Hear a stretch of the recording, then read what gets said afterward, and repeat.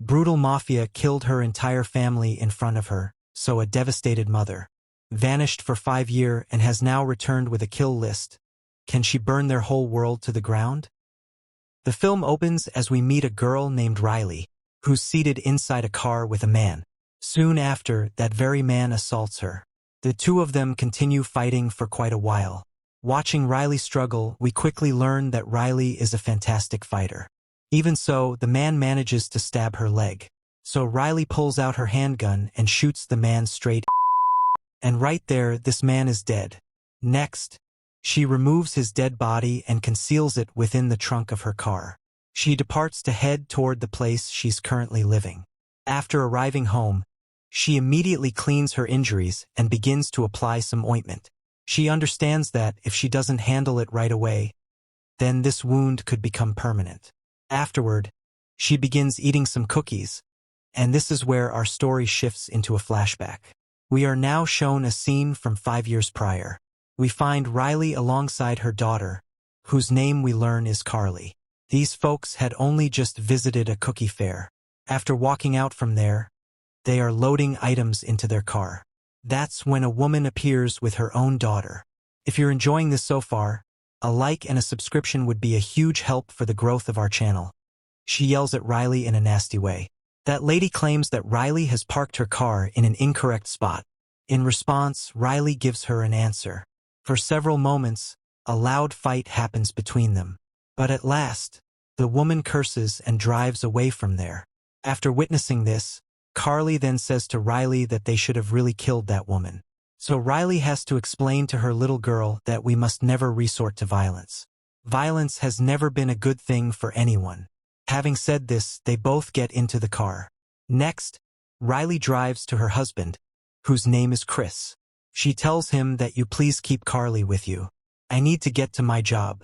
With that said, she heads off to work. It's here that we learn that Riley works inside a bank. The moment she gets to the bank, her boss appears and informs her that you are going to have extra work today. Today's workload is massive. So Riley tries explaining something to her boss. That today happens to be her daughter Carly's birthday, so she really needs to get home soon. But her difficult boss won't listen to her. Riley then just starts her work. Meanwhile, we get a look at Chris, who is with his partner named Mickey. Mickey brings up a certain job for Chris. There is a huge amount of money in this job, but this job is also illegal. Chris immediately refuses, but his partner Mickey explains to him that if we just do this job one time, then our whole life could truly change. You could own a good house, and you'd also be able to keep Riley much happier. So Chris begins to really think about it. At the same time, we see Riley, who is now coming to her house at night. She then sees that nobody is there at her home. Not one person came to Carly's birthday party. She quickly discovers that the woman she had a confrontation with today, her daughter's name is Peg. Peg has thrown a really huge party. All of their friends have gone to her party. And this feels really bad to Carly, that she is all alone on her own birthday. So Riley tells Carly that we will head to the fair, and we will go there to celebrate your birthday. Whatever kind of gift you want, just take that gift from there. After hearing these words, Carly becomes so happy. And then Chris tells Riley that I am going to make everything right very soon. So these three people drive off for the fair. Meanwhile, we are shown a man named Cottage, who had been keeping an eye on Chris. He reports this to his own boss, Garcia. Garcia is a seriously dangerous man. He believes Chris has double-crossed him. He orders Cottage to send his most dangerous men. Kill Chris along with his entire family. So Cottage dispatches 3 men to follow Chris. The moment they step inside the fair, the 3 assassins begin firing their guns wildly at them. Chris and Carly are both killed in a single instant, and Riley also gets hit by a bullet. But despite having been shot, she crawls to her family. That is when she discovers that her family is gone. Her husband and her daughter have both been killed. She then just starts to scream. This is also when the police arrive with an ambulance. They need to save Riley's life. That is why she's quickly taken to the hospital. We then see 2 different policemen here. Their names are Carmichael and Moses. Carmichael feels incredibly bad for Riley. He says that Riley's life is not going to be easy now. Her entire family was murdered in a single moment. And now time just starts to move forward like this. Before you know it, a full month goes by. Riley then finally regains consciousness. As soon as she wakes up, she sees that Carmichael is right there in front of her. He tells her that 1 month has passed. We have been working on your case for a month. We've arrested a large group of people, of which we currently suspect 3 individuals. If you can identify them, then we will be able to get them punished. If you cannot identify them, then all of those men will walk free. So Riley asks Carmichael why would they kill Chris. Carmichael then explains the entire story. The biggest drug trafficker in this whole city is a man known as Garcia. Chris had been planning to steal some drugs from him. But in the end, he actually backed out of the plan. Still, the word about this plan got out, that a man who was named Chris would attempt to steal illegal drugs from Garcia. So Garcia sent his own men, and they ended up killing everyone. Then Riley recalls all of the old memories. And Carmichael is told that I can still remember their faces. I can identify them. So Carmichael brings her down to the police station. The moment Riley looks at all the suspects, she identifies all 3 of them. Moses then comes over to Carmichael and tells him that Garcia is a really dangerous man. He has killed police officers before. There are many crooked people in the police, about whom we don't even know. So if we are going to fight against him, then we will have to be extremely careful. Or, if we desire safety for ourselves and our family, then we really should just drop this case. Then Carmichael also starts to think about this. Next, we see Riley, who is home after her hospital discharge. She has to vacate this entire house now. She is packing up every single thing. But in each corner of this house, there are strong memories of her family. She is weeping, remembering all of them. That is when a man named Henderson shows up here, who is now fighting a case against her. He offers a large sum of money to Riley so that she will agree to take the case back. While there, he notices Riley's medications. She has been taking antipsychotic pills. In response, Riley takes all the money and throws it out, and she tells Henderson to get out of there. He then says that you are going to lose this case. You are currently taking all these medications. All this will affect your memory. I will present this information in court, and you will definitely lose the case. So you have one last chance. If you accept this money, then both of us stand to benefit. But Riley will not listen to him. And before long, the hearing for the case starts. Henderson says all of this inside the court. He brings all of the medications of Riley and presents them. That her memory is not the same as it was before. She is consuming antipsychotic pills. That is why her mental state is also not stable. She is accusing these 3 men without cause. Then somehow the judge also believes her words. So Riley looks over at the district attorney, because he is supposed to be her lawyer. He should fight the case. But he doesn't do anything. He sits there in silence. Riley then becomes furious and curses him and goes to attack him. Seeing this happen, the police grab her and taser her, which once again leaves Riley injured. The police then sit in their car and take her away from here. Riley is now being transferred to the mental hospital, so that her mental health can be treated. Then time just starts to pass like this. After some time, a detective named Lisa comes to Moses and Carmichael. She informs them that when Riley escaped from there, she stole 15,000 rupees from the bank, with which she then purchased some weapons. And now she's hunting down all the people who were connected to that old case. Meanwhile, we watch as Riley goes right to the judge's house and binds him tightly to a chair. She then asks him if he even recognizes her. Predictably, the judge says no. So she explains everything about who she is. That my own husband and my sweet daughter were murdered right before my eyes. I identified their actual killers. But you just let every single one of them go free. And I was the one who ended up in the mental hospital. There, I made myself stronger with each passing day, so that I could come kill you all and finally get revenge for my lost family. I have researched your entire past. You have always been corrupt.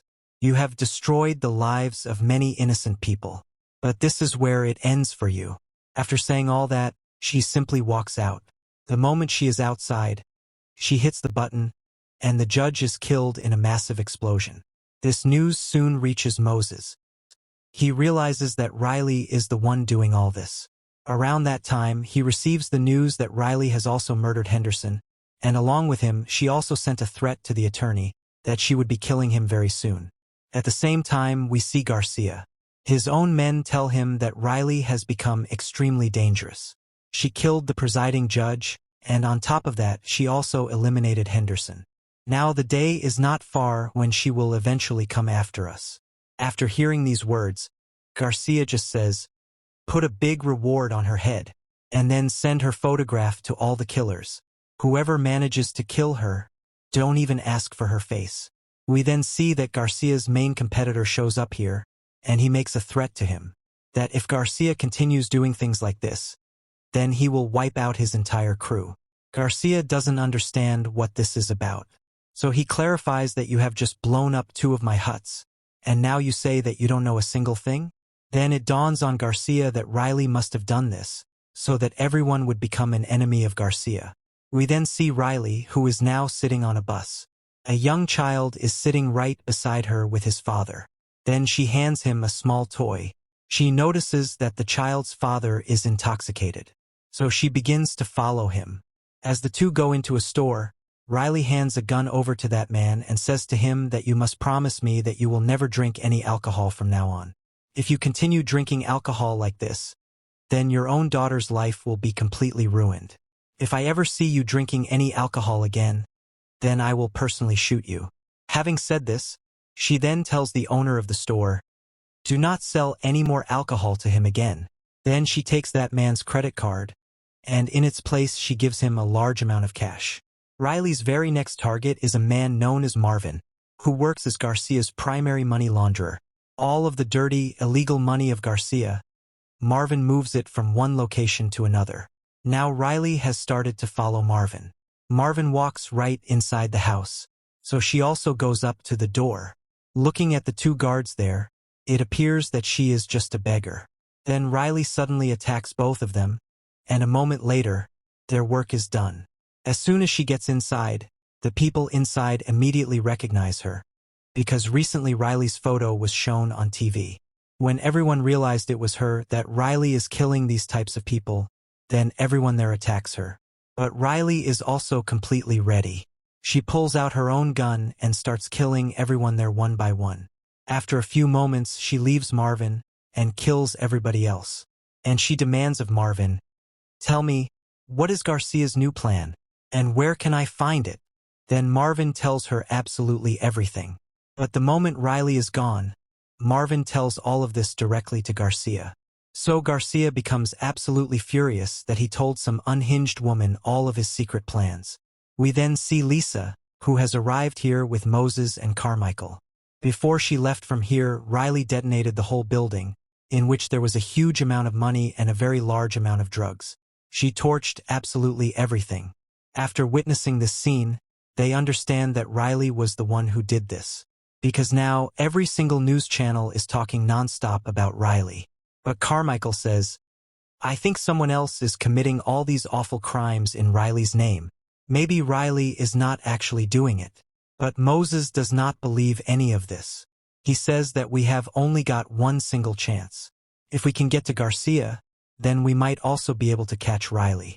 With that said, they all leave to find out Garcia's exact location.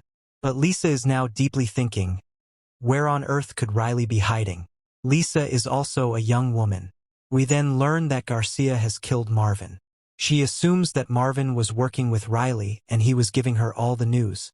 Meanwhile, we can see that Moses and Carmichael, all of these officers are trailing behind, trying to find out Riley's new location. Then Lisa finally reaches the place where Riley currently lives. She is searching all over for her, but Riley is nowhere to be found. We then see Riley, who heads to Garcia's main warehouse, the place she found out about. But after stepping inside, she understands that they have prepared a clever trap here, so that they will be able to capture Riley. Now everyone starts to attack Riley, so Riley also begins to kill them. She knows that she cannot possibly fight this many people. She knows that this whole place is about to explode. Then she leaps down into the drain. As soon as she gets out of there, this entire location is blasted. So everyone now thinks that Riley is dead. On the other side, Riley gets into a car and starts to drive away from there. That's when she understands that Garcia's 2 men are now following her. After being spotted, she tries to flee, but shortly after, she stops her car, gets out and fatally shoots them both. She then approaches the front door and begins firing on everyone inside, killing them all before entering. Riley continues her assault, but swiftly eliminates everyone. She finally confronts Garcia, but just as she's about to kill him, his daughter appears. Seeing the child distracts her. She's reminded of her own daughter, Carly. Seizing the opportunity, Garcia stabs her. By the time Riley regains control, he has escaped with his daughter. Riley leaves and heads to Peck's house. As soon as Peck opens the door, Riley breaks her nose, ties her to a table, and scolds her, blaming her for her failed marriage and calling her a pathetic woman before taking Peck's car and driving off. We then see Lisa and Carmichael. Lisa, now in possession of Riley's car, inspects it closely and realizes that Riley is seeking revenge, killing people who are genuine criminals. She tells Carmichael that they should capture her alive, and he agrees. We then cut to Riley, who has arrived at a cottage and attacks its occupant. She eventually kills him. He tells her where Garcia is, and Riley learns that Carmichael is working for Garcia. She takes the man's phone and attempts to contact the police, but the news is already spreading false rumors that she is a mass murderer, and that all the deaths Garcia is responsible for are being blamed on her. Garcia then calls Riley and tells her she won't survive, suggesting she either come to him or go to the police, adding that they can make a deal if she comes to him. Riley goes to Garcia. Upon seeing her, he starts to beat her mercilessly. Riley then grabs a gun just as the police arrive, and bullets fly from every direction. Garcia pulls out his own gun and shoots Carmichael, believing he was a traitor. Garcia flees, and Riley chases him down, catching him and beating him savagely. She finally holds a gun to his head, ready to kill him.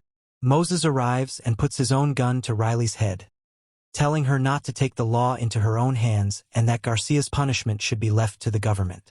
Riley, having lost her faith in the government after they let criminals walk free in court, tells him she'll never trust them again, especially after all she went through to get there.